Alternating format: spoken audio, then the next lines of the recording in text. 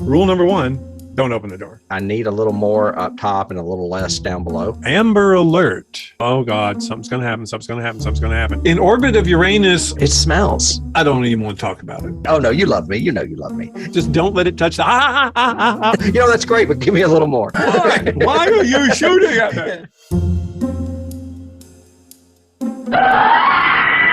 You can't start the car. Johnny has the keys.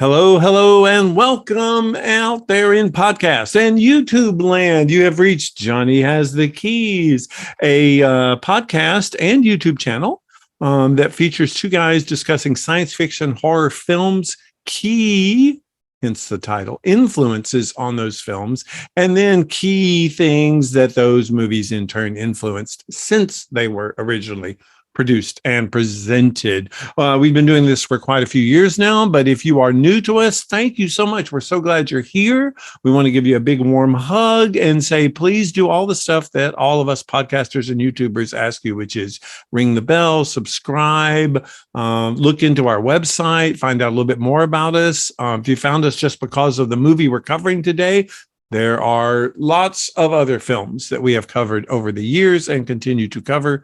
And we're glad you're here. If you are returning, yay, we're glad you're back. And we would urge you to do the same thing. Even if you've left us a review in the past, every review helps us find new people, helps us get the word out more about the show. So we'd appreciate any support you have. My name is David. I'm here with my good friend, Tim. Tim, we normally start with, genre topic of the week. What you been doing? So what you been doing, Tim? Wow. My genre topic of the week. Yeah. I went back in time 50 years. Basically. 50, okay. 50 whole years. Okay. Great. Yeah. Actually 51. I went back, you know how, I'm always trying to watch movies on various streaming platforms, usually movies that I haven't seen. And this one is one that I have not seen.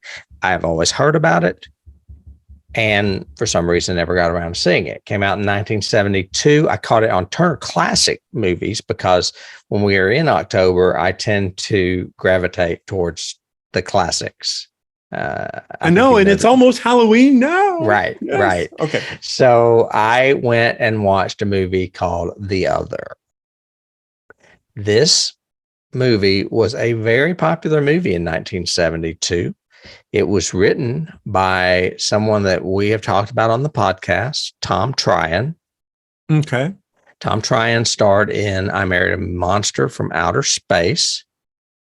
He was the closeted gay actor that eventually got sick of Hollywood and decided to start writing novels. This was his first novel, and it was a runaway bestseller. Okay.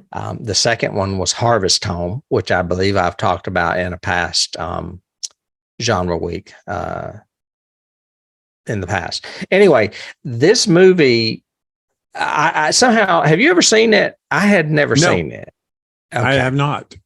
It's got a very unique spoiler twist that I will reveal since the movie is over 50 years old. But it was directed by it was directed by a guy named Robert Mulligan.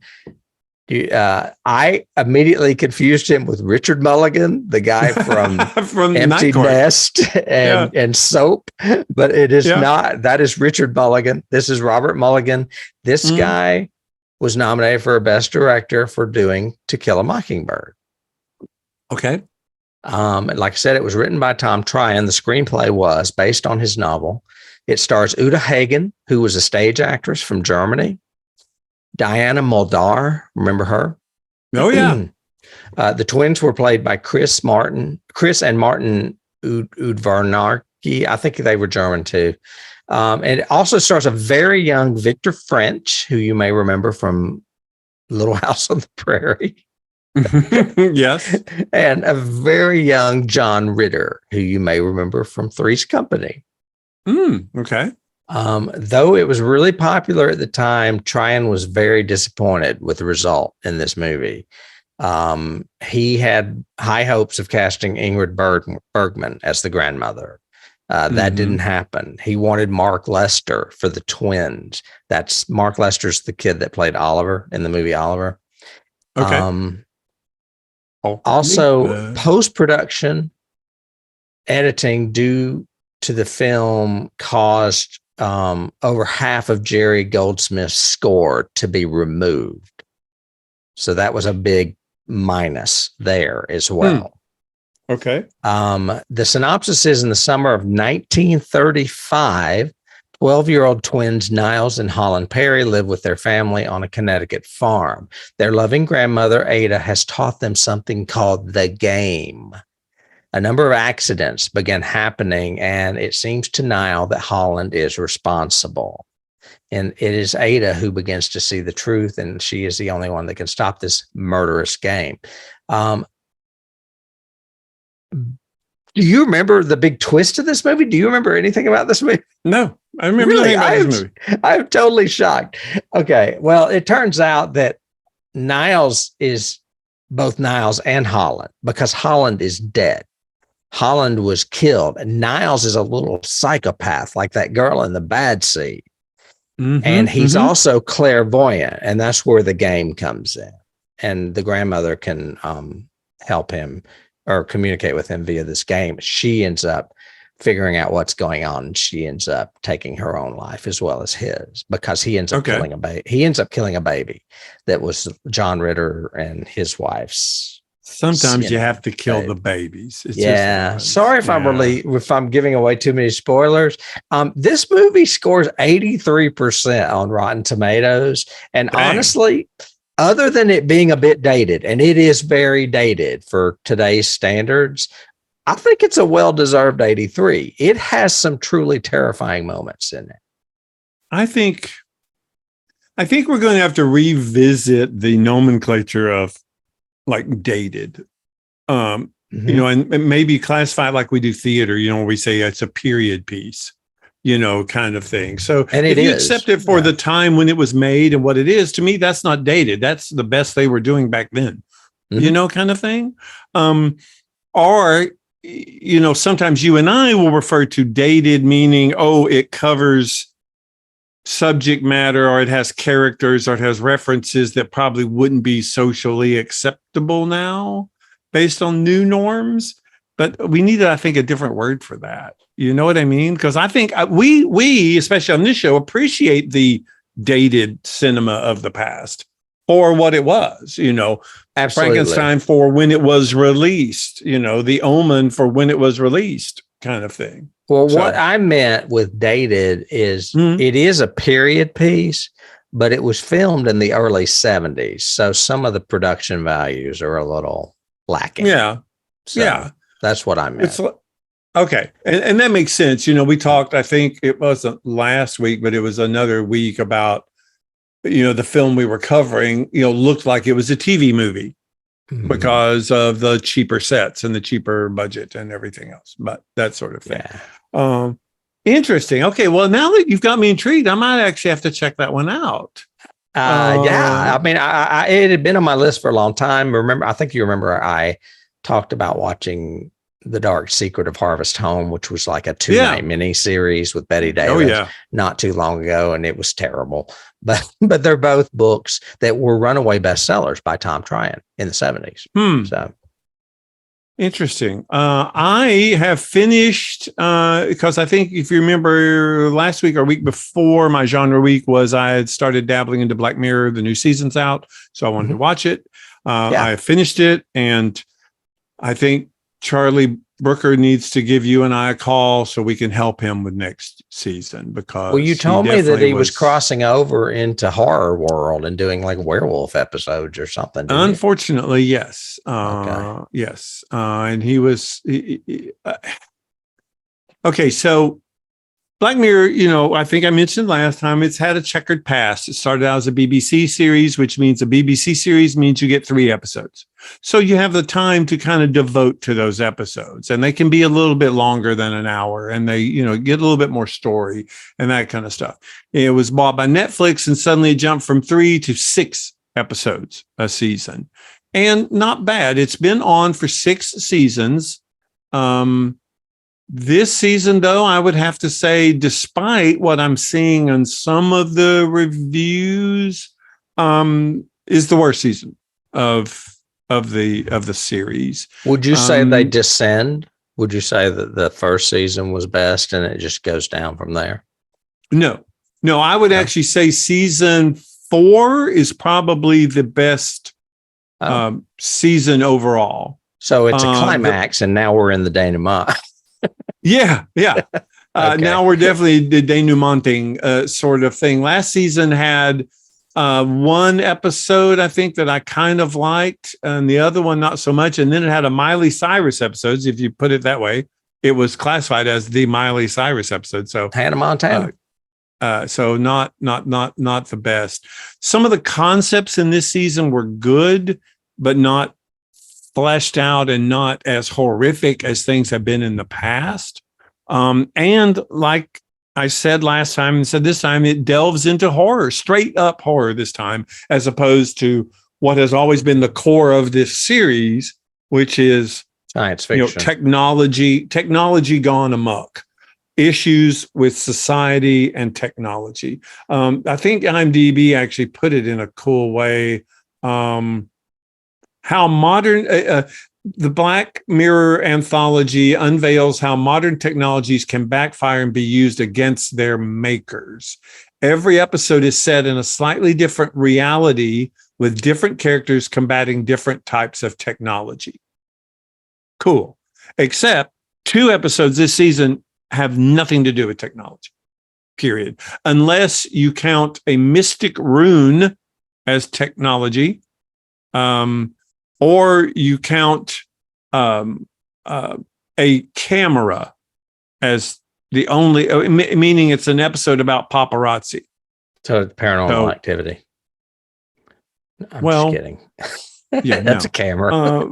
It is a camera, but just, I'm talking about a photo camera like paparazzi. So, okay. So, however, those 2 horror episodes this season, if that had been as a separate series, Horror Mirror or, Black Stallion, I don't know, something else like his version of American Horror Story, it would have been, they would have been fine. I would have loved them because I think they're good, they're just out of place. Yeah, as scary television, I think you would really like them, and I would recommend them for you. But as far as some reflection on our society and technology, which is the reason I love the series, no, they don't do that at all. So I think he needs, and he writes all of these.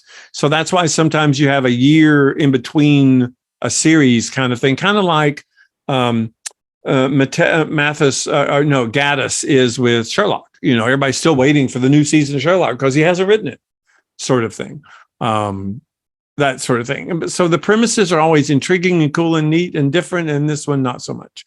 Great performances, great photography, some really cool stuff to it, just not the premise of Black Mirror, and nothing eclipsing what they did in season 3 and 4.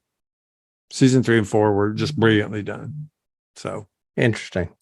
That's too bad. I've always wanted to visit the series. I haven't, because like you, we have lists that go on forever.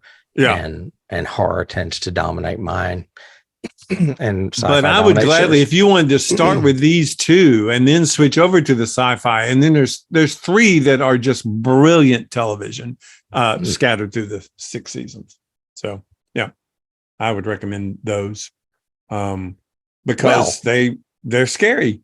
And scary is a great segue for our topic of the week. Yeah. For all of you out there, it is October 30th. And I cannot think of really much better of a movie to cover on Halloween than a little ditty called Sleepy Hollow. Yeah. Sleepy Hollow is... Well, I have a lot of connections with this. I don't know if I've ever told you. I think I may have mentioned it on the podcast and just lightly, but I'm actually a descendant of Washington Irving. No. Yes. You are not. I am. My mother is an Irwin by birth. That's her maiden name.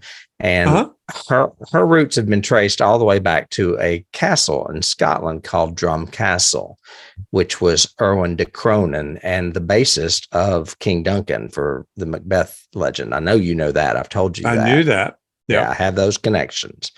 However, Erwin is that name is constantly switched. The W is constantly switched with a V. So it can be Irwin or Irvin. And Washington Irving is an ancestor on my mother's side of the family. So, he wrote this little ditty called The Legend of Sleepy Hollow, which Tim Burton directed, shortened into Sleepy Hollow, and took quite liberties from the story. I'll tell you that because I also read the story before we're going into this. I did too. Yay! Yes, I did too. There you go. Well, how do you want to start? Do you want me to just give a brief synopsis of the movie first? Yeah. For those of you who haven't seen it, we will spoil the hell out of it. So watch it right now and then come back to us. And then Tim will tell us what it's about a little bit. Yeah. This movie takes place. It starts in New York. Johnny Depp plays Constable Ichabod Crane. He seems to be annoying. A judge played by Christopher Lee and some of his cohorts with his ridiculous inventions and theories and stuff. And I guess as a sort of punishment, Christopher Lee kind of sends him off to Sleepy Hollow in upstate New York to solve some beheading mysteries that's going on up there. Go up there, handle that. So he is a constable, so he's kind of a detective in this version of the story. And there are beheadings going on, very gruesome beheadings. And as he's there, it's a really creepy little town. He meets someone named Katrina Van Tassel, who is sort of the romantic interest in this. She is tied to Brom Van Brunt, who is, I guess you could say, a brief rival of Ichabod's before they actually kind of unite. And there's a little bit of a mystery going on in the town as to who this killer is, if it is supernatural or if it is one of the townspeople. And there are several actors that we have seen, familiar faces playing those townspeople. Oh, yeah. Is this the great first cast? Yeah, it's an excellent cast. Is it the first time you've seen this movie? I think I saw it when it came out, but I did not remember it at all. Okay. So this was essentially a refresher, if not the first time I saw it. Yeah. What did you think of it? Okay. I tried to word this so I can figure it out. I think this is probably Tim Burton's second best movie. I think Eraserhead is his best movie. I think this is his second best movie. I think it is also his second. Did you say Eraserhead or did you mean John? I'm sorry. I meant Edward Scissorhands. Yes, I thought you did. I was going to say Eraserhead's David Lynch. For some reason, I even got that in my notes. It says Eraserhead, and I went, no, that's wrong. So Edward Scissorhands, I think, is Tim Burton's best film. I think this is his second. I think Nightmare Before Christmas is his third. And I think Batman is his fourth. But I could probably get on that wagon. I think it's his second best film with Johnny Depp. However, I caveat that by saying I think Johnny Depp is miscast in this part. I think had he pulled back the quirky just a little bit, he would have been perfect.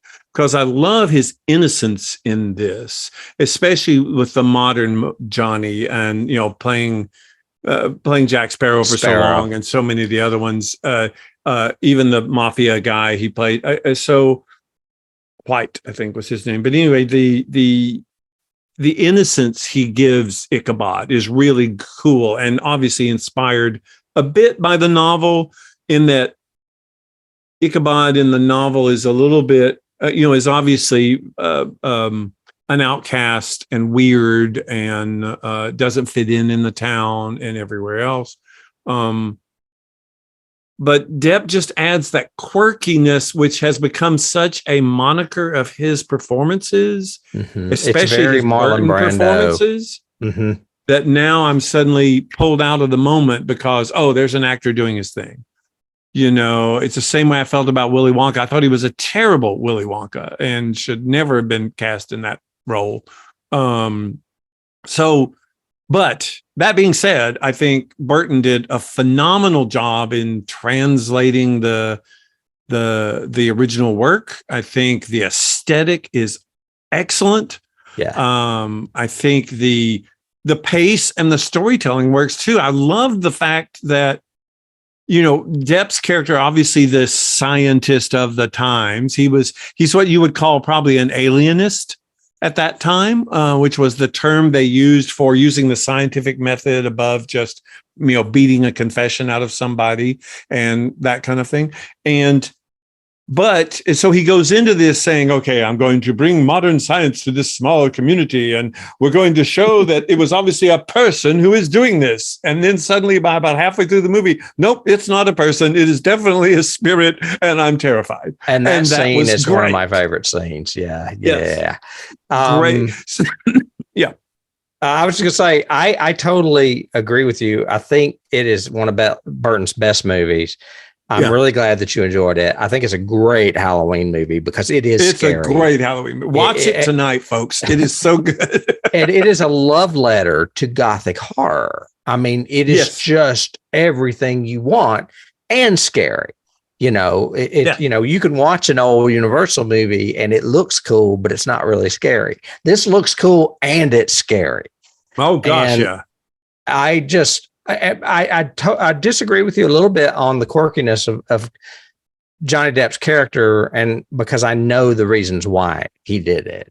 And it's because Ichabod Crane is normally played as a very unattractive character that is very cowardly. And Burton did not want Johnny, even though Johnny wanted to, wear the prosthetics for the role. I mean, he wanted the long chin and the hooked nose and to be tall and gaunt and very weird. But Burton was smart in saying, I think you can do that with his mannerisms and not have the appearance, because Burton knew he could have Johnny be somewhat marketable as a romantic lead. And I think that's why that happened. Agreed. So, I mean, I don't think that's wrong. I had in my notes that his original interpretation, he wanted the goofy ears, the hook nose, all of that. But that, again, like you said, Burton wanted him to stay that charismatic character too, which makes sense. I don't have a problem with that. I just think there are times when they cut to that Burton reaction. I mean, that Johnny Depp reaction, he's like, and does a weird quirky face or something. And you're going, I didn't need that. That took me totally out of the freaking moment.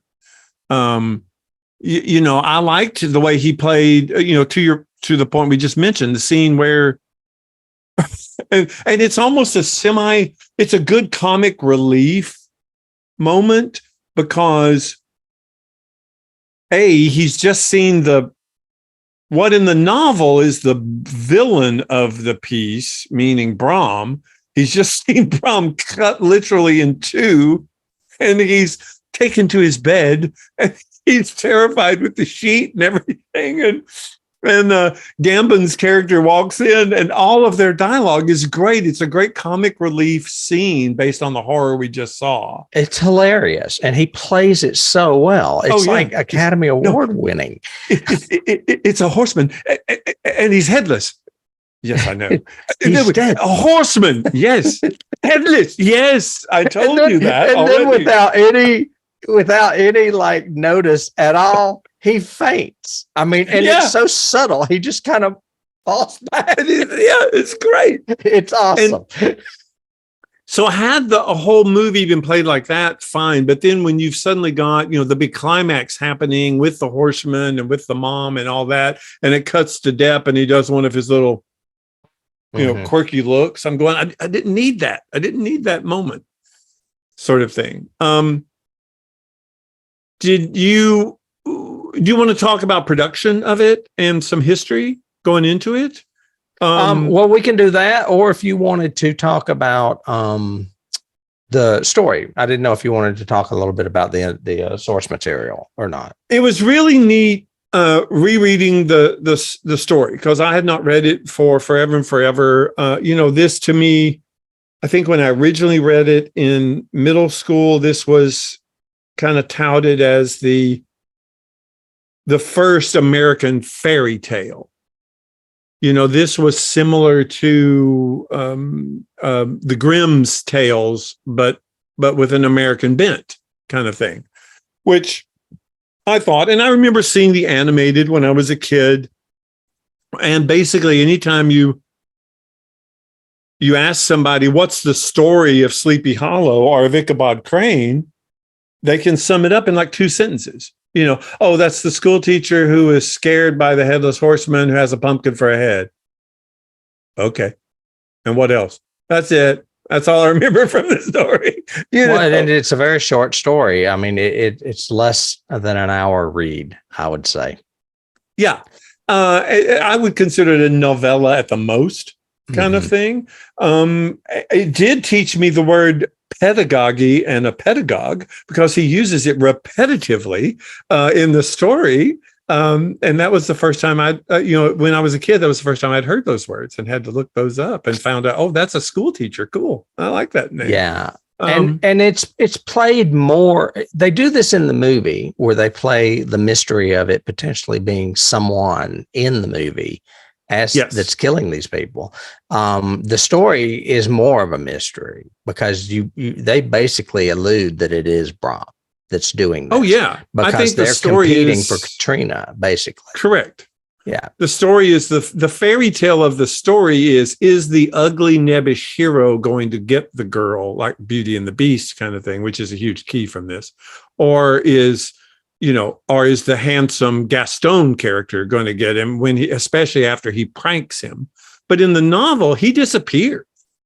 Ichabod Crane is the victim in the short story and disappears. And then there's just that little coda at the end where they're hinting at he could have run away and hidden, or maybe he really was killed, or, blah, blah, blah.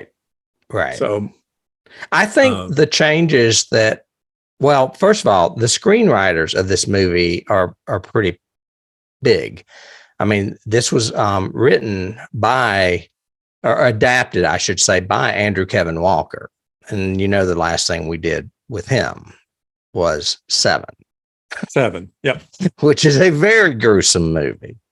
Oh, yeah. But it was originally a project for Kevin Yeager. Now, Kevin Yeager, if any of y'all know out there, is basically the makeup guy for Freddy Krueger. Yeager has always been in makeup and effects, but he wanted to be a director. And this was originally going to be a Kevin Yeager project written by Andrew Kevin Walker. But when Burton expressed an interest, all of a sudden things changed because Burton had, skyrocketed with Edward Scissorhands. And I'm not sure what else had come out between the two. But Kevin Yeager said, you know what? I still love this. I'm going to stay on and do makeup. So Kevin did the makeup for the movie. I think Kevin had learned a lot too, because he did the Crypt Keeper too, right? In Tales from the Crypt. I think so. He did that. He designed that puppet and that makeup and everything, and was used to that kind of collaboration on that series. Because I think he was head makeup for that entire series, the first, 2 years or whatever. I think it would have been interesting to see Yeager's take on this, but I think from what I've read, he wanted like a kill every 5 minutes slasher movie. That's the way he wanted to update it. No, and I think that would have been a mistake compared to, because my other notes say that the studio is actually the one that came with the pitch to Burton to say we want it more like The Crucible, which is a great key for this. And that's cool. That's really The Crucible. Cool. I don't have that. That's a good one. So I think it was very wise. Well, first of all, the Andrew Kevin Walker screenplay, as you can imagine, was a lot darker than the movie we saw. I'm sure. And when Tim Burton came on, he hired the famous playwright Tom Stoppard to do a script doctoring on it. And that's why I think this movie is so good. I mean, he brought the character and the nuance to all the little characters that are in this movie together. Plus, I think they went with the original Andrew Kevin Walker origin story, so to speak, of the Hessian and the slaughterer or whatever and that was actually in the story as well. Briefly, it was mentioned that he was a Hessian that was a mercenary hired during the Revolutionary War. Well, and a cool thing I'll say about the screenplay too is it does what screenplays do best, which is almost every scene ends with either a question or a question in our mind kind of thing. Scenes stop and we're right in the middle. And now we're on to a new scene, and that keeps propel this sort of story all the way through, which I thought was really cool idea. Right. But another thing that Burton did that was really great about this movie is he paid homage to other versions of this, including the animated version that Walt Disney did with the bridge scene and the flaming pumpkin scene. All of that was from an animated film I remembered as a child. Oh, yeah. That's why I said the flaming pumpkin head is what you remember when you think about Ichabod Crane. Right. The headless horseman is not just a guy galloping around with no head. He is holding a flaming pumpkin. Right. I have a Halloween tree ornament of the headless horseman with a little light up pumpkin in his hand. Yeah. Yeah. Whereas in this movie, other than that one scene, the rest of the time, he's just a headless horseman. And it's pretty freaking scary, too. Yeah. Yeah, the effects in this movie are great. I think I sent you a behind the scenes. I don't know if you watched it, but it's great. It's got interviews with all the cast and the effects and stuff. What else? Okay, so that's a little bit about the production. I have a couple other production notes. Sure, I have. This was produced by Francis Ford Coppola. Yes. And a lot of people don't know that this was in that period where he was using that Godfather money to fund people to do good work. And from what I understand, Tim Burton didn't know either. It kind of surprised him when he found out. Yeah. He didn't know at all. I also have, let's see, Adam Schroeder is one of the key producers of this. And he's the one that actually approached Burton. And the only reason that Burton was able to do it was because his version of Superman, which is what he was working on, was shut down. It was called Superman Lives. It was the one where Nicolas Cage was going to play Clark Kent and Superman. Oh, I seem to remember this.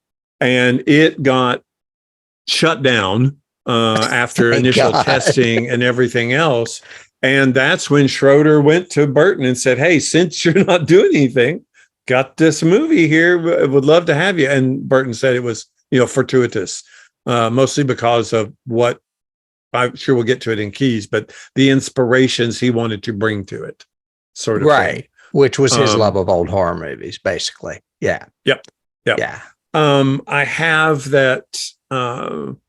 Originally, this was going to be shot in one place, but they decided instead to actually film it in England and build every set. So the entire town of this was built in a big, huge open field for this movie. And I thought that was great because it worked really well. It does work really well. The forest is on a soundstage as well. Everything was really easy to control because of it. And which I think gave I him read a lot more of like the day before Christmas, like Christmas Eve or something, was the day they were just filming Johnny being dragged around in the leaves. Yeah. Or something. I saw that somewhere. And my last little production note I had was because when I watched it, I thought I really like the aesthetic he's done. This blue overtone to everything gives it this really gothic feel, to your point earlier, and but I was thinking, what was the process? Did they wash out the film? Did they do whatever? No, they actually put blue filters on the lens of the camera. So because of that, if you look at stills of the production stills, the blood in this is orange because that's the only way they could get it to look really, really red with the blue filtering that they were doing. Funny. So yeah, he was literally bluing the camera out, kind of like shooting day for night does. Well, I was just about to say, I remember Edward Scissorhands looking the same. Yes. So it must have been something he did for Edward Scissorhands too. I think he likes that aesthetic for the coldness of it. You know, the blue tends to make people feel cold and distant. But it also gives it this really shadowy gothic, not a black and white, but almost a black and white feel, which is what this movie has all the way through it. You know, you've got a picture of Walken there who looks, as the headless horseman, who looks horribly pale and washed out, but so do the girls. So does Mom. So does, the Ichabod character, all of them. So, yeah, actually, I just thought of another key. I lost my train of thought. Scenes. Yes. Do you want to, are you okay with? Okay. My number one scene, I've got to tell you, it will always be now burned into my head for this movie, is a little boy underneath a cellar. His mom's head gets cut off above him and rolls over and falls with the eyes looking through the floorboard down on him. I went, holy crap, that's a terrifying image. Yeah, that's awesome. Oh my gosh. The storyboarding for this film was very precise, I have a feeling, because I mean, everything looks like it's lifted from a comic book frame. The makeup effects were actually great in this, with the exception of the magistrate whose head spins around 3 times before it cuts off and falls, which they had a special gag for that anyway, the puppet for that. But the rest of it, I think the heads were uber realistic when they were being carried or somebody was throwing them at somebody's lap or whatever. I mean, it was really good makeup by Yeager. You didn't watch the special I sent you? Yeah, no, I watched it. Okay, because it showed them doing the live cast of the actors, so they would have those heads look really real. And if you look inside, you can see the spinal column and the muscle and the larynx and the where esophagus. It's like being cut like a microscope slide. Yes, exactly. Because the blade cauterizes. It's like a supernatural blade, and it cauterizes, so there's no blood. And then, of course, he goes back and gets the heads. It also, on that special, they show how they make him look headless, because they didn't want that old effect that, like, when I go to Mickey's Not So Scary Halloween Party, I see a horseman headless riding down and leading the parade. It's on a real horse, but you can tell it's a guy with, an extended torso. It doesn't look real. This, they he wore a green mask so they could digitally remove his head, but then they added a digital collar to give it more depth and more reality. So it looks like there's nothing inside that collar. And I just thought it was fascinating how they did all that stuff. Like you said, the it was great. All the behind the scenes was really good. And, that says a lot about Ray Park too. This is the guy who played Darth Maul. This is an incredibly good stuntman who's great with his body and great with portraying menace, especially. And even the way he rides his horse and the way he pulls his horse up short and turns his body, all of that looks great and is so well done. I mean, the horseman is freaking scary in this. Absolutely. And my favorite scene, when we're still talking scenes, is the scene where Magistrate Phillips gets murdered. He and Johnny Depp are in the field, and he's like, the horseman's coming, and Depp has not seen the horseman yet. Right. And then you just see that fog and the woods and him come riding out, and he's not after Depp. He's after the magistrate, and the magistrate starts running, and he basically rides by Johnny Depp, lops off the magistrate's head. Johnny has fallen, and the magistrate's head rolls down and lands right in Johnny's lap. Yep. The horseman does a 360, comes riding back to get that head, and just basically stabs it with his sword like an olive in a cocktail, and goes riding off. Yeah. And that's the scene that precedes my other favorite scene of Depp in bed, terrified, absolutely out of his mind, scared to death. Yeah, because he faints at the end of that one. He does the whole he faints at the end of both of them. Riding away. Yeah. Yeah, and then he faints remembering it. Yeah. Oh my God. And it's just classic cinema. I mean, it's the kind of thing that I think you could easily see on one of those reels we talk about that they show at the Oscars. Oh yeah. They could show that I scene. think I've got in my favorite scene. So I said the mom's head and the floorboards, the horseman attacks, especially the horseman attack at the very beginning, I thought was very well done with Martin Landau and the carriage and the pumpkin splattered with blood in the cornfield. All of that is really, I mean, Scarecrow, that was really cool and classic and very gothic and great. And I've got my last scenes are any scene with Ichabod's mother when he's having his dreams and nightmares. Yes. I like the way they approach that.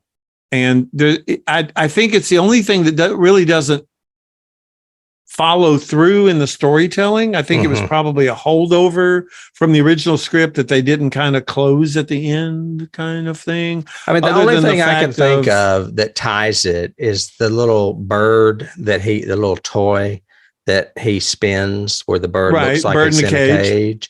And he specifically says it shows us that things are not always how they appear, or things don't seem as how they appear, which is what this movie is based about. I mean, there are things in this movie that are not the way they appear.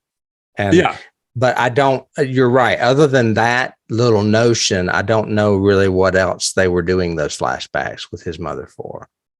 Yeah, because basically the story we gather from it is young, impressionable Ichabod is seeing his mother, his father's religious oppression, i.e. crucible-esque kind of thing. And when she even draws anything in the sand or the ash from the fireplace, he thinks those are magical runes and beats her. Ichabod ends up essentially in a nightmare, whether it happened or not, finding her in an Iron Maiden. You know, and she falls out of it, spiked, and blood pours. It's very shining, and all of that. And he has scars from the other device, which was the one where they clamped you to the chair, and with all the nails in it, and they're going into your palms. Which is another way, got to find the witches, got to root those witches out. It also, another purpose it served then really is basically his choosing science over religion as well. Yeah. And I thought the other metaphor they may play with is, him and her at the end, basically being able to say, well, both of our mothers, suffered a lot from the supernatural, right? Sort of thing. You just I loved that storytelling wise too. I love the whole twisting at the end and the witch stuff and everything. I loved that. I thought that was really cool. Yeah, me too. I mean, there's not much about this movie I don't like. I really, really like this movie. But you just reminded me you were ranking Johnny Depp / Tim Burton movies, and one that did come out before this that you neglected to mention is Ed Wood, and Ed Wood is up there too. That's a great movie. It's okay. It's not my best. Again, I think all I see that entire movie is Johnny Depp being weird. Well, Ed Wood was weird. So. And Martin Landau won an Oscar for it. And that's what made me remember it, because Martin Landau is in this movie, but he's uncredited and he's in that original scene. He's the first person to get his head chopped off, basically. Correct. Yeah. Because he's the courier for the Duke or whomever, the guy. Yeah. The Lord Van Zant or whatever. Correct. And that's a great scene too. I mean, this movie's loaded with great scenes. Yeah. And the performances are done in such a way that they're all memorable, even though short. Christopher Lee's got one freaking scene. He's got like 3 sentences. Right. But I remember him from it. And Michael Gough came out of retirement to do it. And he's only got 2 scenes. Yeah. Yeah. Yeah. But both are memorable and both are good. The cast for this is really strong. Another scene that I love going back is the flashback scene with the Hessian being chased by the people, and he comes across those two little girls who play into the story later, obviously, and he looks at them and does that, and then the girl goes crack. Yeah, it's bitch. Like comic relief, and it's hilarious, man. It's so funny. She's like this just little defiant girl that just goes, no, crack. Yeah. I have in my notes that Christopher Walken does not have any lines in this movie. He doesn't, which is good because he would sound like Christopher Walken. Yeah, he would. The ice is gonna break. Yeah. Good. That would be good. He just growls, and he has sharp teeth. And we'll get into casting later, but he didn't know very much about horses. Okay, so we've talked a little bit about scenes. Did you have any other notes or trivia you want to get to before I go to casting? No, because I have a lot on casting because this movie's full of a lot of great people. Okay. What do we have here? Washington. I mean, my Irving. overview of casting, which you probably didn't get at all, is this is like a checklist of actors and actresses, actors now, from the Harry Potter series. It is, but it's also a checklist of some actors from Hammer movies as well. Hammer movies as well. Yep, true. Mm-hmm. British, so to speak, British actors. Mm-hmm. Yep. I've got that the film includes 2 Oscar winners, Christopher Walken and Martin Landau, and 2 Oscar nominees, Johnny Depp and Miranda Richardson. Mm-hmm. So you've got some clout there. As you said, as far as the Harry Potter thing, there are 5 people who were in the Harry Potter franchise. Miranda Richardson, who played Rita Skeeter. Yep. Michael Gambon, who played Professor Albus Percival Wulfric Brian Dumbledore. Richard Griffiths, who played Uncle Vernon. Johnny Depp, who I didn't even know Johnny Depp was in the Harry Potter movies. He's in the prequels. Okay. Well, he played Gellert Grindelwald, and then Tony Maudsley, who voiced Grawp. So that's 1, 2, 3, 4. Yeah, 5 people. Yep.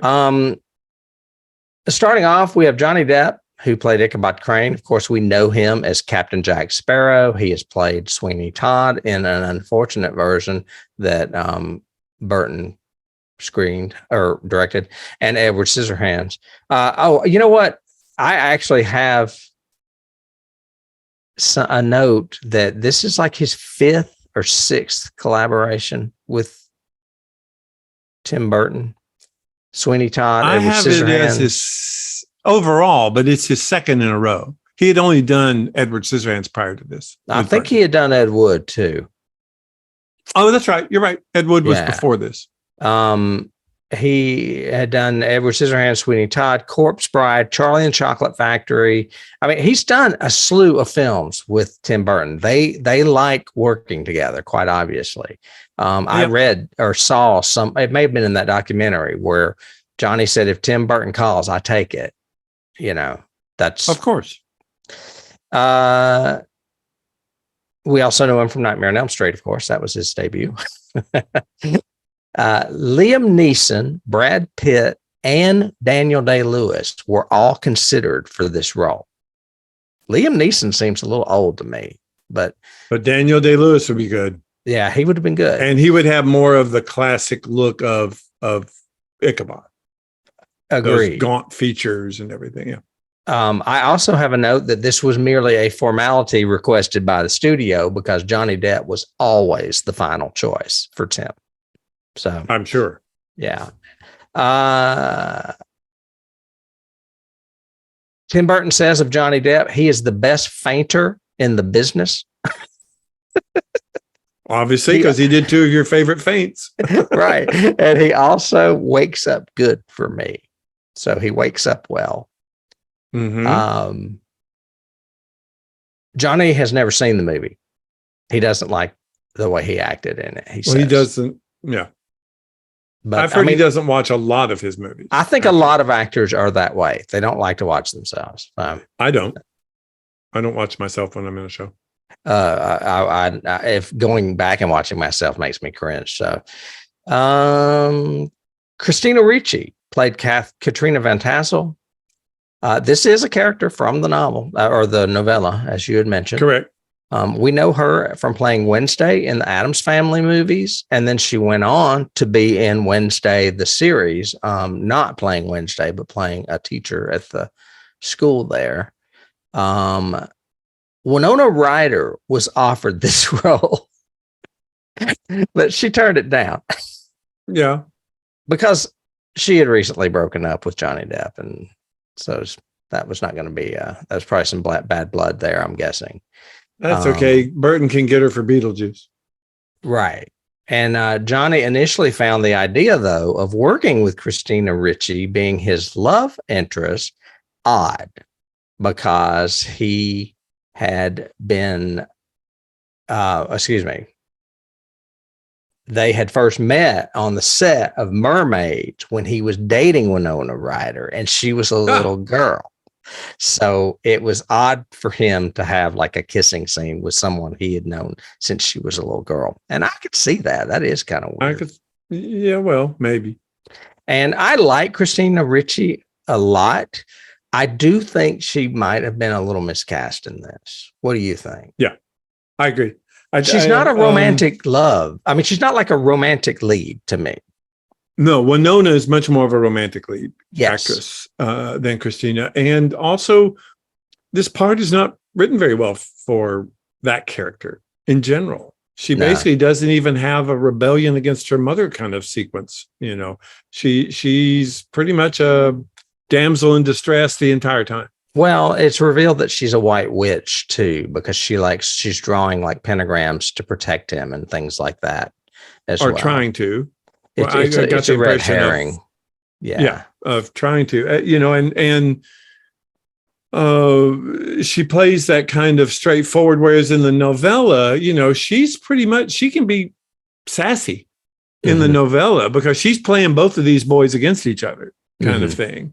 And you didn't get that a lot with this film. No, as a matter of fact, the only interaction between the three of them that I recall is his introduction to the town when she's blindfolded and he kisses him, and Von Braun or whatever his name is sees it and gets jealous. Yeah. Yep. Makes sense. Miranda Richardson is in this movie. She was in The Crying Game, which is a good movie, as well as The Hours, which is a movie I love and a really great novel. She played Lady Van Tassel / the crone, because we learn later that she is the adult version of one of those little girls that is first to witness the Hessian be murdered. She's a twig snapper. She is. Either she is or her sister is. And subsequently, she ends up being the villain of the piece. She turned down the role of Alex in Fatal Attraction. Did you know that? I did not know that, but wow, makes sense.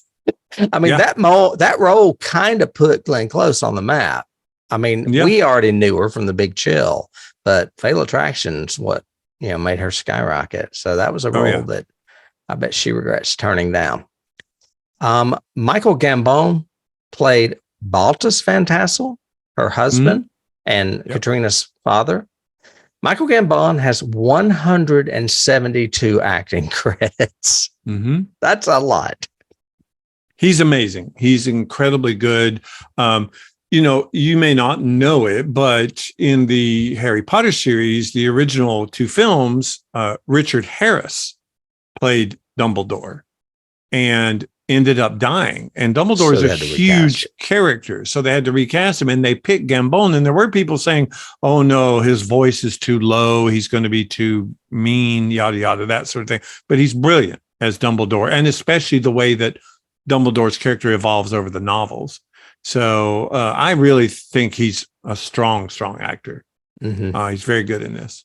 Well, not only did he play Dumbledore, he was also in movies like Gosford Park. I mean, he's been around. He's a National Theater. Voice. He worked at the National Theater under Laurence Olivier. So, yep. You can't say much better about and him. He's a contemporary of Patrick Stewart. He's a contemporary of a guy that plays a metal guy in all the X-Files. I mean, X-Men.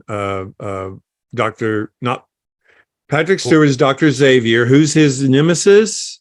Oh, Ian McKellen. Ian McKellen. Yeah. You're talking about Magneto. Yes. Yeah, Magneto. Metal guy. Metal guy. Well, yeah, you said metal guy, and there is actually a mutant. I'm not sure if he's been in the movies that's metal. And I was like, that's not, no. Magneto's just magnetic. He's magnetic. In multiple ways.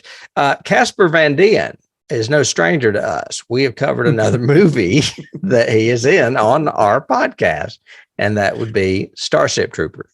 Oh, when you're through fighting giant bugs, you need to get yourself cut in half, buddy. I misspoke. We've covered 2 of his movies. He's also in Alita Battle Angel.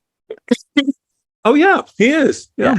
So, I mean, I don't relate Casper Van Dien to being in very big movies, but he's definitely, I guess, a B movie actor, because Starship Troopers is definitely what I would consider a B movie, even though it was blockbuster. I think it's money. Unfortunate because, he has classic good looks and, was probably just born at the wrong time when there was a lot more good looks around, kind of thing. So he didn't get cast when he could have, sort of thing. Yeah. I read somewhere, it's probably in my trivia for later, that he is actually a descendant of some Van Tassels up in New England. So he could potentially be related to the people this was based on, because I read that Washington Irving did base this on some people that he knew. Some of the characters. He could be one of your distant cousins. He could be. I mean, but I'm on the Irving side. He's in the Van Tassel side. Jeffrey Jones plays the Reverend Steenwick. Jeffrey Jones is another one of those actors that turns up in a lot of Tim Burton projects, including usually Ed playing Wood, a nebbish or a bad guy, bully. Yeah. Beetlejuice. He was the principal in Ferris Bueller.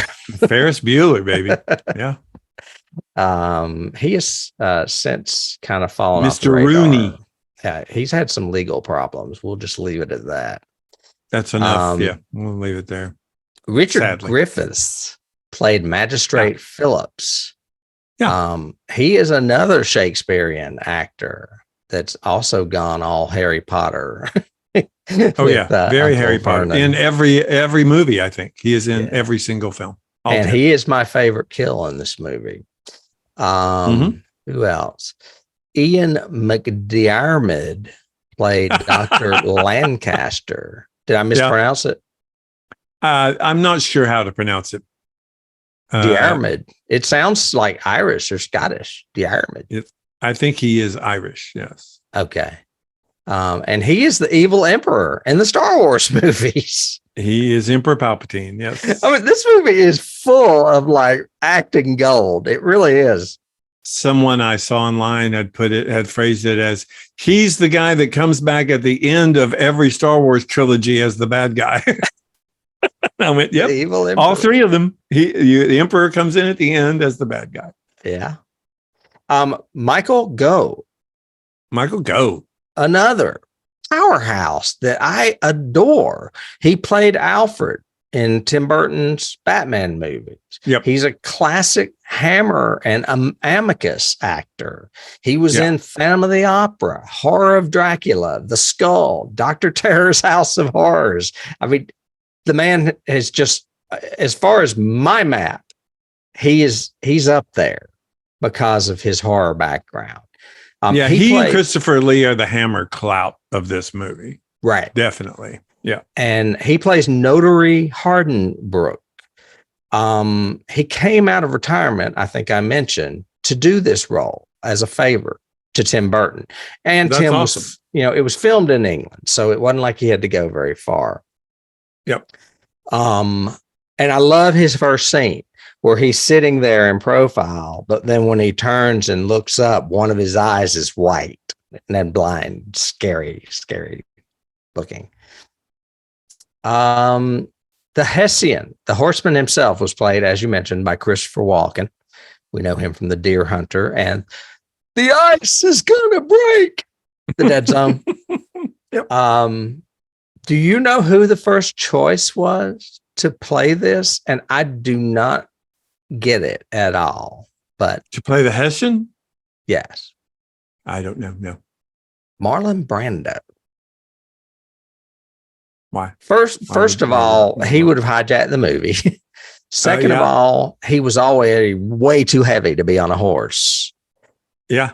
I can't see him riding a horse. Yeah, no. I mean, this was around the time that he was resurfacing, but he was doing those Matthew Broderick movies, I believe, in the 90s. Yeah. Remember? I think he did one with Johnny Depp. He did one with Matthew Broderick, but he was still heavy. He was not a light actor anymore. He was no. I've got here, Moreau. Dr. Moreau was in 1996. He has a reputation for ruining that movie, and that he weighed about 400 pounds. So there you go. There you go. Let's see. Christina Ricci revealed on the Rosie O'Donnell show that Christopher Walken was very shy and quiet. So cast members had a competition over who could get him to say the most words. Interesting. Okay. Actor games. Miranda Richardson won this contest by asking him lots of questions. Good. Smart. Who else? Mark Pickering played the young Maspath. I don't know him from anything else. Do you? No. He's fairly prominent in this as a sidekick for Ichabod, but because his parents are murdered and he has no one else. So Ichabod kind of. But I don't remember him from anything else. He may have done something after he aged up, but I don't remember anything. Right. Lisa Marie played Lady Crane in the flashback sequences that you mentioned, Ichabod's mother. Yes. Yes. She is a very familiar face because she was a one-time girlfriend of Burton and in a lot of Burton movies. She played Vampira, I believe, in Ed Wood. She was the woman in Mars Attacks. She's in that as well. And she was also in Planet of the Apes. So she's in his bad movies. Not all of them. Ed Wood is not a bad movie. It's okay. You have to kind of like Ed Wood to appreciate the. Well, Ed Wood movie. It's a docu movie, or I don't know if it's a docu movie. No, it's not. No, is it based on a book? I can't remember. It's about a director. It's a behind the scenes of Hollywood. Yes. Steve Waddington played Killian. Don't know him. Claire Skinner, Beth Killian. Okay, Christopher Lee played the burgomaster that sends Ichabod to upstate New York. We know him, of course, as Dracula. In Christopher Lee's and Count Dooku. Was that like a Dracula alias? No, Count Dooku is one of the characters in Star Wars who actually works for the Emperor. They have scenes together. Isn't he in Lord of the Rings too? Yeah, he's Saruman. He's the villain. Not Sauron. He's Saruman, the one that's a contemporary of Gandalf. Yeah. Right. I don't know his modern movies. I know his horror movies. You know the good movies. Look at who you're talking to here.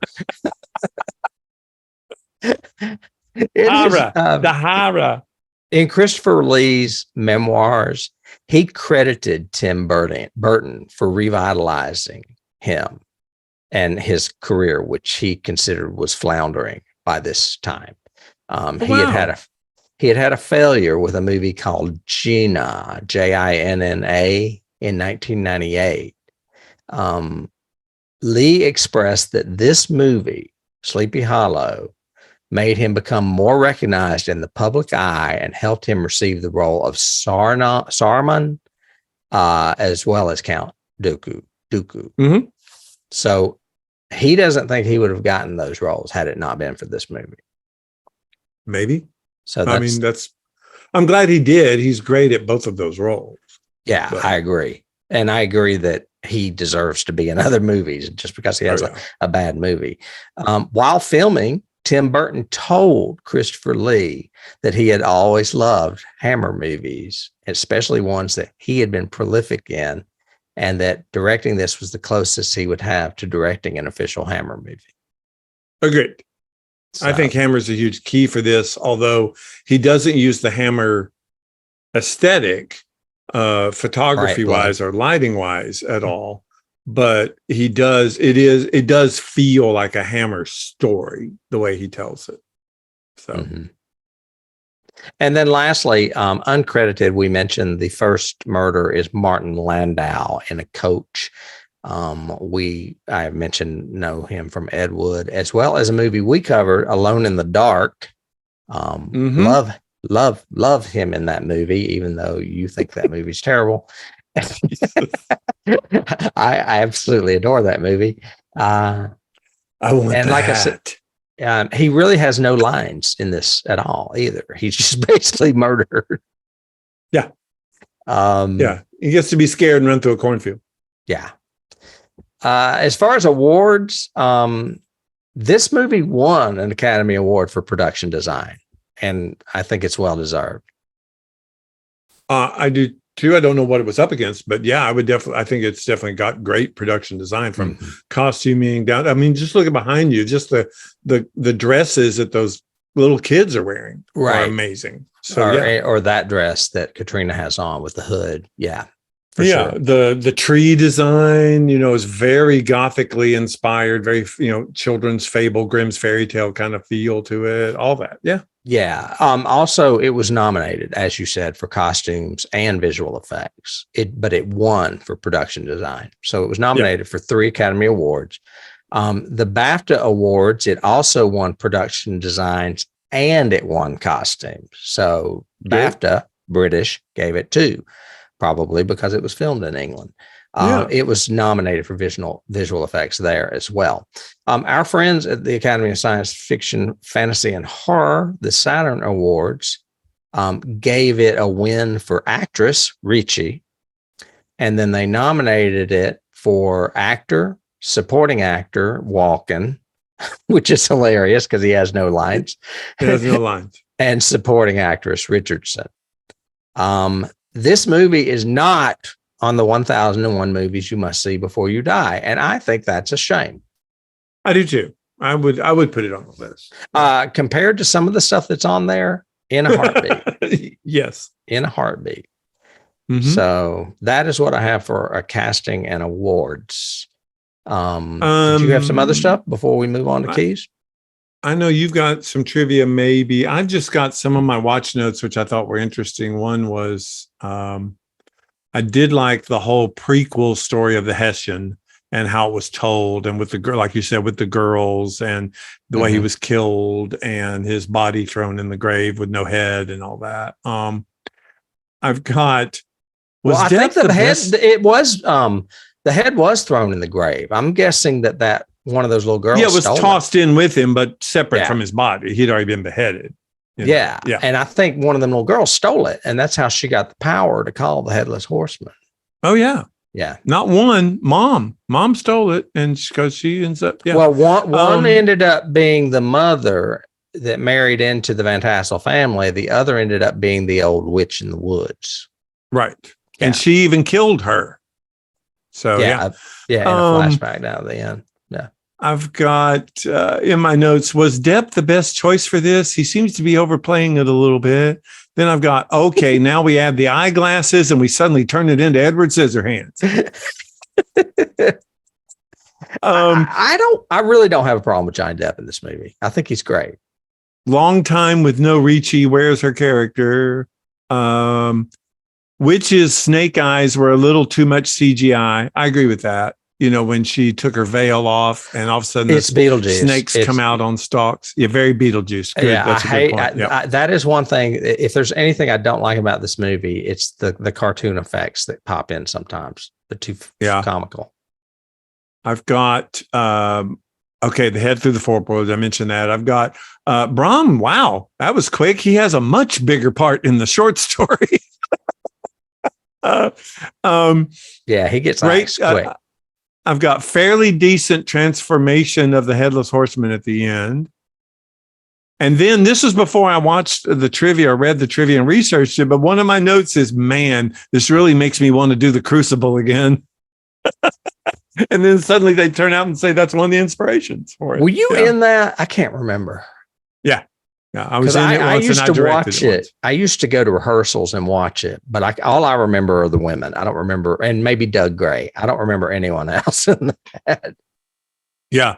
Yeah. That's a great play. It's always been a great play. Oh, you know what? I think Bill Collins was in it too, wasn't he? He was the lead. Yeah, he was my guitar teacher. Yeah. Sorry for that digression.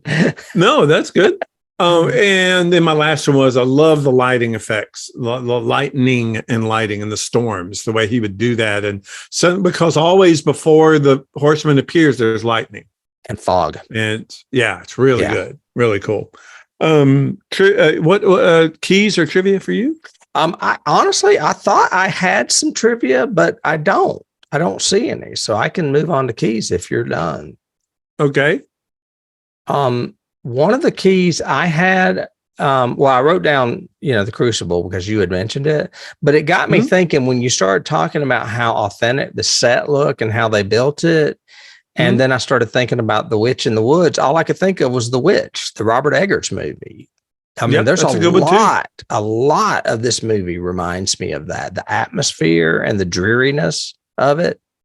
Mostly the same time frame. Same time frame. But to me, The Witch was a lot earlier. That was like this is in like the 18th century. This is because they go into the 19th century at the end of the movie. The Witch was in like the settlement, like the 15 or 1600s, wasn't it? I think it was 1700s. This was 1800. Yeah. This was like 1890s, 1880s, late 18, that sort of thing. Okay. But yeah, I mean, I can see your parallel because it feels the same, that provincial, small town, cut off kind of feel to it, the isolation of it. Similar to what I have, although it's a Poe thing and not Washington Irving thing, but Pale Blue Eye, which I recently saw. Oh, that's right. Would be a great companion piece to this. This is they're both mysteries. They both have supernatural elements. They both have very unique murders in them. So this would be I was a definite key in my opinion. You had mentioned Universal and Hammer horror films. So both of those were an influence on this, and Depp's version. I mean, Depp and Burton's kind of interpretation. I also have in my notes that Johnny Depp said he used Basil Rathbone and his version of Sherlock Holmes. Okay. And Roddy McDowall as an influence on Ichabod, as a key influence. And I thought I could see that, especially Roddy McDowall in like Fright Night. In that scene where he's in bed, it's very Roddy McDowall. Yeah. And Roddy McDowall. So I wish Johnny had learned, because Roddy McDowall can play that quirkiness without it seeming insincere quirkiness. You know what I mean? Roddy McDowall's always been able to play that innocent, cowardly sort of. He gives it emotional resonance because, right. He had a lot of pathos in Fright Night because he was a failed actor. He was hosting a horror movie show, that kind of thing. Yeah. Yeah. Okay. By the way, I just looked it up. The Witch was set in 1600s. Okay. My fault. No big deal. But I seem to remember looking up this particular movie because the Revolutionary War was in the 1700s. And I think that when they go into the city at the end, which I love, by the way, I would love to see sequels with him being a detective with that little kid as a sidekick. In New York? Yeah. Yeah. Do the Rue Morgue or whatever. I don't know. And it was, I want to say he said it was a new century. And I think it was the 19th century, which would have been the 1800s. Oh, makes sense. Yeah. So anyway, I digress again. I have, you mentioned And earlier, I mentioned, both of us have mentioned the fact that there's a clear homage to like Hammer films in this. But Tim Burton has specifically said he was also inspired by the gothic horror films of Mario Bava. We covered a Mario Bava gothic horror movie last year. Well, one of them was gothic. It was an anthology called Black Sabbath.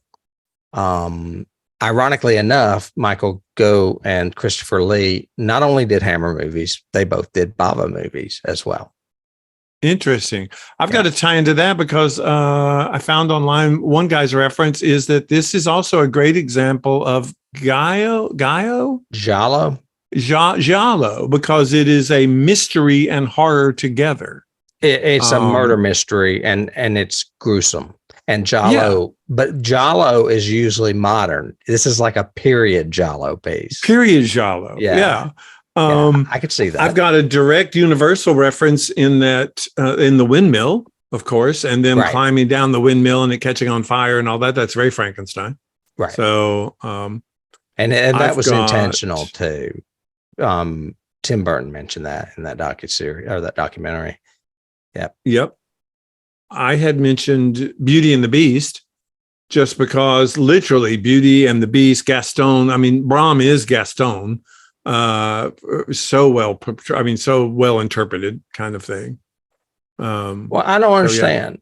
Oh, I see what you mean. Yeah. Okay. He's like the asinine boyfriend. Gotcha. Oh, yeah. Gotcha. Who has followers all over town and everybody knows that he's the best and he thinks he's the best, blah, blah, blah. Right. Yeah, I do see that.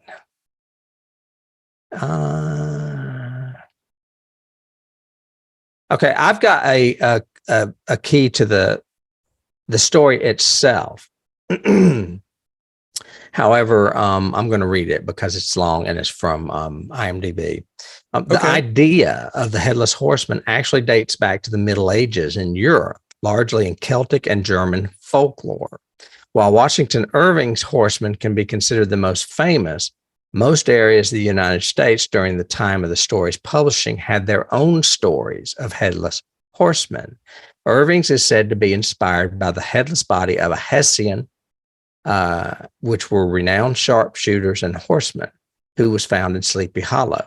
The real Van Tassels buried him in an old Dutch mill or in an old Dutch burying ground in an unmarked grave. Wow. So, I mean, all these legends were circulating. You know that he just kind of was picking from them when he wrote that story.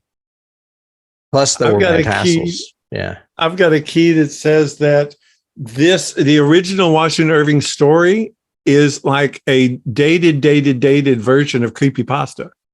And I went, yeah, that makes perfect sense. I could see that. It's the exact same thing of this urban legend kind of thing that has taken root and is going through the culture. I thought that was interesting. Evolved. Right.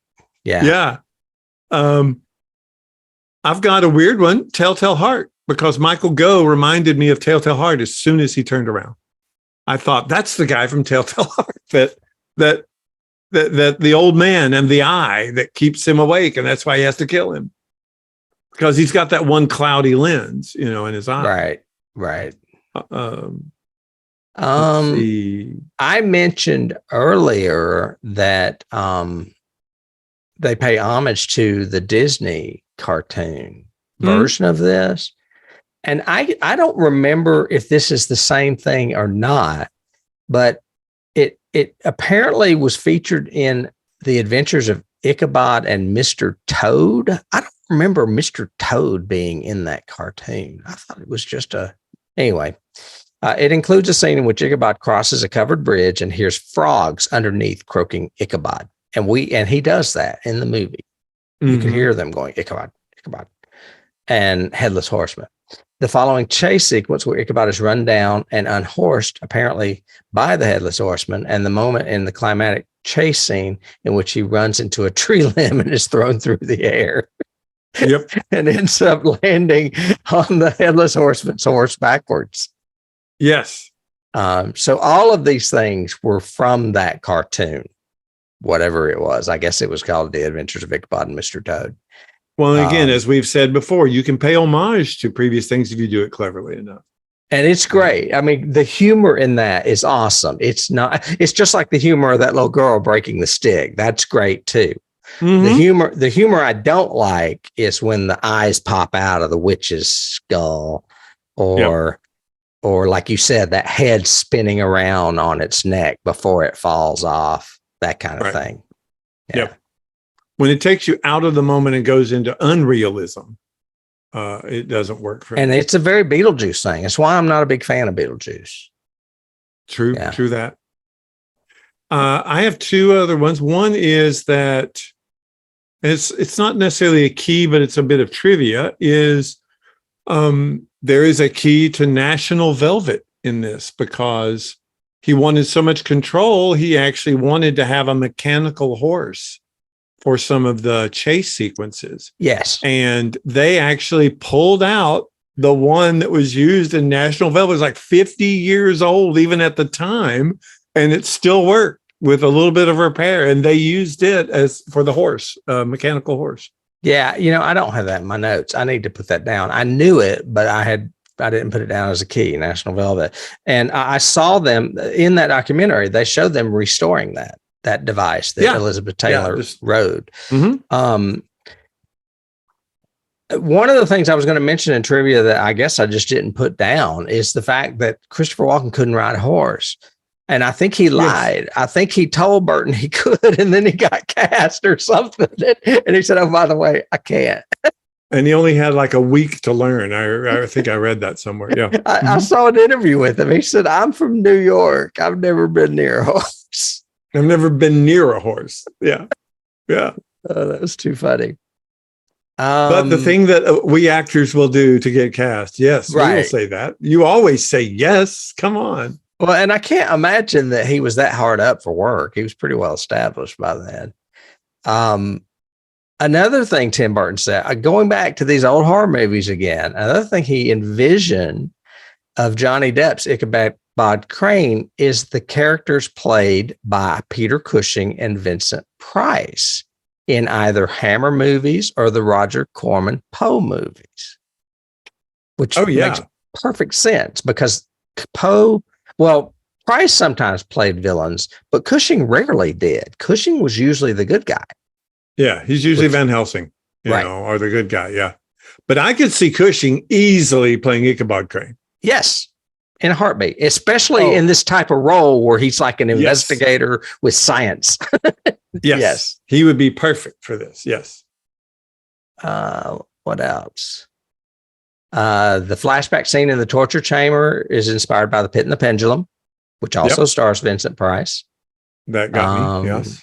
And Black Sunday, which is the Iron Maiden, because Barbara Steele is scarred from an Iron Maiden in Black Sunday, which is Mario Bava. Again, homage. What else? Oh, you mentioned that Depp based his character on Roddy McDowall and Basil Rathbone, but he said that he also based it on Angela Lansbury. Yeah, the investigator part. Okay. Yeah. Did you say that? Sense. I didn't hear you say that. No, okay. I didn't. But that makes sense. I didn't read that in any of my research of Angela Lansbury, but it makes sense because she was Murder, She Wrote at the time. Yeah. Yeah. It's kind of like, did you base it on Sherlock Holmes? Well, he's a detective. So yes, sort of. Yeah. Sorry, I was reading my last key. Do you have another key? My only last key is kind of a weird stretch, but it happened when I was watching it. And the whole concept of a prank going wrong kind of thing, of somebody bothering somebody. And I'm not sure of where the key is or where the stretch is, but it's almost like that Ode to Billy Joe mythos thing where you prank somebody so bad that they either kill themselves, disappear, run away, get out of town. That became a big motif in the 80s, 90s kind of thing of those movies where the bullies punk you so bad that you kill yourself or leave or disappear. Huh? Carrie. Yeah. No, that's the flip side of it. That's they bullied me so much, I'm going to take revenge on the whole town. Right. Oh. The only other one that I have, and this may not be good, but it says Sleepy Hollow and a movie called Carry On Screaming from 1966. I've never heard of Never heard of it. Are Never have. pastiches of Hammer horror where an inept detective as the protagonist. They also share a scene where the detective attempts to find a pattern in his clues by writing them down in a random order, producing an answer that is absurdly off mark. Wow. Okay. Which happens in this movie, and I guess happened in Carry On Screaming, which I have never seen. So that was the last one I had. Well, that is awesome. Tim, this was a good one. I'm glad you picked this one, especially since tomorrow's Halloween. So that's a cool thing. I agree. We want to thank you guys for listening to us. That's what we think about it. What do you guys think? Did you like Johnny Depp's interpretation? Did you like the Hammer influences and references? Is this a good horror movie? Would this work, when you throw it up against all the modern audiences who want to watch, Insidious 9 or whatever? Would it scare them at that time? And we'd love to know what you think. Tree, by the way. Scary tree. I mean, I'm sure there's a key out there to twisted, gnarly trees like that as well. Well, what's interesting is look beside me. Oh, yeah. That's a very similar tree to that tree sort of thing, is. that whole twisty, curvy tree. But we want to know what you guys think. Please leave us a review down below. Leave us your comments, subscribe, do all those kind of things. We would love for you to jump over to the website and glance at older episodes and maybe listen or watch some of the older ones we have. We also have the YouTube channel, of course. And if you're interested in maybe supporting the show, Tim and I would love having your support by subscribing and becoming a Patreon. On our Patreon channel, we have special content that's just for some of the other tiers of Patreon. 2 of those are the Dilithium Chamber, which is classic Star Trek, and X-Files Declassified, which is our examination episode by episode of the X-Files. And we've got some other stuff on there too, from theater to past associations and some other specials that we do just for you guys. Yeah, some bonus, some subscription. So yeah. So we'd love to have you guys part of that. And until next week, Tim, when hopefully we'll be going more sci-fi than this scary stuff and cutting people's heads off. But it will be our last episode before we take a little break for Thanksgiving. It is science fiction, and it might even have a tie to this movie. Ooh, I have to see. See you guys next week. All righty. Bye. Bye, Tim.